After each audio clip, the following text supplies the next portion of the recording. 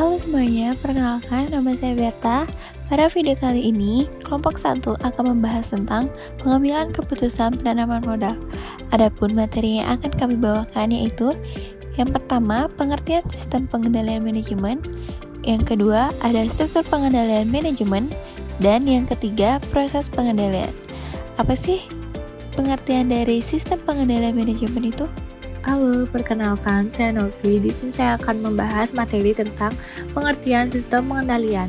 Sistem pengendalian manajemen yaitu suatu proses yang menjamin sumber-sumber yang diperoleh dan dipergunakan secara maksimal dalam mencapai sebuah tujuan organisasi serta organisasi dapat berkembang pesat. Pengendalian manajemen dapat diartikan sebagai proses untuk menjamin bahwa sumber daya manusia, fisik dan teknologi dialokasikan untuk mencapai tujuan organisasi secara keseluruhan.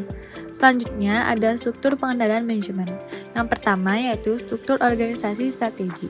Perusahaan mempunyai pengaruh terhadap pemilihan jenis struktur organisasi.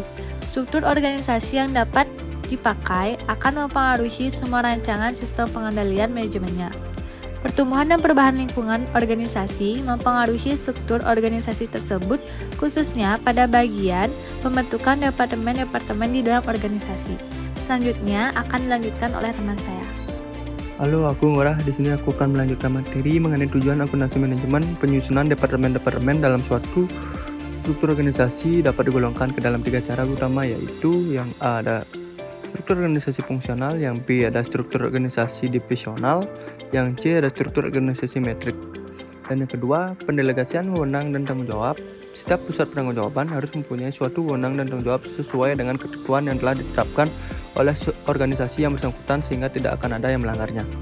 Selanjutnya, yang ketiga ada pusat penanggung-jawaban. Pusat penanggung-jawaban adalah setiap bagian atau unit organisasi yang dipimpin oleh seorang manajer yang bertanggung jawab kepada unit yang dipimpinnya supaya perusahaan berjalan dengan lancar. Suatu pusat penanggung-jawaban dapat dilihat sebagai suatu sistem yang mengolah masukan menjadi keluaran di dalam suatu perusahaan. Ada sebagian ciri-ciri masukan dan keluaran serta hubungan di antara keduanya. Pusat penanggung-jawaban dibagi menjadi 4 macam bagian, yaitu yang A ada pusat biaya, yang B pusat pendapatan, yang C pusat laba, dan D pusat investasi. Halo, saya Intan. Di sini saya akan melanjutkan penjelasan mengenai struktur pengendalian manajemen.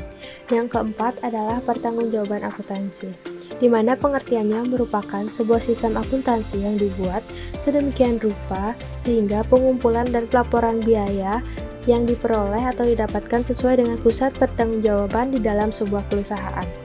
Yang kelima yaitu harga transfer, di mana definisinya adalah nilai suatu barang atau jasa yang diperoleh dan ditetapkan dari pusat pertanggungjawaban di dalam sebuah perusahaan. Sedangkan yang keenam ada penilaian kinerja, yaitu sebuah penentuan secara periodik efektivitas operasional suatu organisasi, bagian-bagian organisasi dan karyawan berdasarkan tujuan, standar, dan kriteria yang telah ditetapkan sebelumnya dalam suatu perusahaan. Baik, selanjutnya akan ada proses pengendalian. Ini akan dijelaskan oleh teman saya. Halo, saya Suas. Di sini akan menjelaskan tentang proses pengendalian manajemen. Proses pengendalian manajemen adalah sebuah proses di mana semua tingkatan manajer menjamin bahwa orang-orang yang mereka pimpin telah menjalankan strategi yang mereka maksud, yang di mana proses pengendalian manajemen memerlukan perencanaan secara sadar atau tidak otomatis, dan melibatkan interaksi di antara individu-individu. Proses sistem pengendalian manajemen meliputi beberapa tahap yang dapat dijabarkan sebagai berikut, yaitu yang A, perencanaan strategi atau pemrograman. Perencanaan strategis diartikan sebagai proses memutuskan program-program yang akan diambil organisasi dan perkiraan jumlah sumber daya yang dialokasikan untuk masing-masing program selama beberapa tahun ke depan. Perencanaan strategis bersifat sistematis dan jangka panjang, yang terdiri dari kumpulan prosedur dan mencakup beberapa tahapan dalam pelaksanaannya. Beberapa peran dari perencanaan strategis adalah sebagai berikut. Yang pertama, kerangka kerja untuk mengembangkan anggaran tahunan. Yang kedua, alat pengembangan manajemen. Yang ketiga, mekanisme untuk berpikir jangka panjang. Dan yang keempat, menyamakan persepsi strategi jangka panjang. Baik, saya Swantari Mahalanti dengan NIM 11571. Selanjutnya ada penyusunan anggaran. Penyusunan anggaran merupakan proses pengoperasionalan rencana dalam bentuk pengkuantifikasian, biasanya dalam unit moneter, untuk kurun waktu tertentu. Hasil dari penyusunan anggaran adalah anggaran.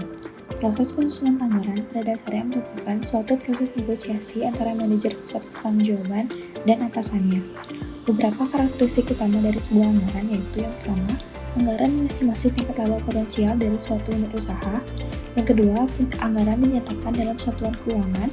Dan yang ketiga, anggaran umumnya meliputi periode waktu 1 tahun. Baik, selanjutnya ada pelaksanaan dan pengukuran. Tahap pelaksanaan dan pengukuran merupakan proses pencatatan melalui berbagai sumber daya yang digunakan oleh perusahaan serta pendapatan yang diperoleh selama periode waktu tertentu.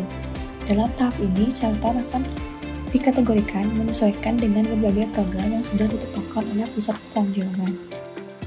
Halo, saya Mahesa. Saya akan melanjutkan materi mengenai laporan dan analisa. Tahap laporan dan analisa merupakan tahapan yang paling penting karena menjadi penutup atas siklus proses pengendalian manajemen agar seluruh data pada proses penanggung-jawaban akuntansi dapat dikumpulkan dan diserahkan kepada manajer pusat. Analisa laporan manajemen ini dapat berupa perlu atau tidaknya strategi perusahaan untuk ditinjau kembali, perlu atau tidaknya dilakukan kebijakan penghapusan, penambahan, atau perubahan pada program di tahun selanjutnya, perlu atau tidaknya dilakukan perubahan anggaran, dan perlu atau tidaknya perbaikan untuk tiap masalah yang tidak dapat diantisipasi. Selanjutnya kesimpulan. Kesimpulan yang dapat ditarik dari seluruh pemaparan materi yaitu sistem pengendalian manajemen adalah suatu proses yang menjamin sumber-sumber yang diperoleh dan dipergunakan secara maksimal dalam mencapai sebuah tujuan organisasi, sehingga organisasi tersebut dapat berkembang pesat. Proses pengendalian manajemen ini memiliki beberapa tahapan yang saling berkaitan antara satu dengan yang lainnya, yang terdiri dari perencanaan strategi, penyusunan anggaran, pelaksanaan dan pengukuran, dan yang terakhir adalah laporan dan analisa.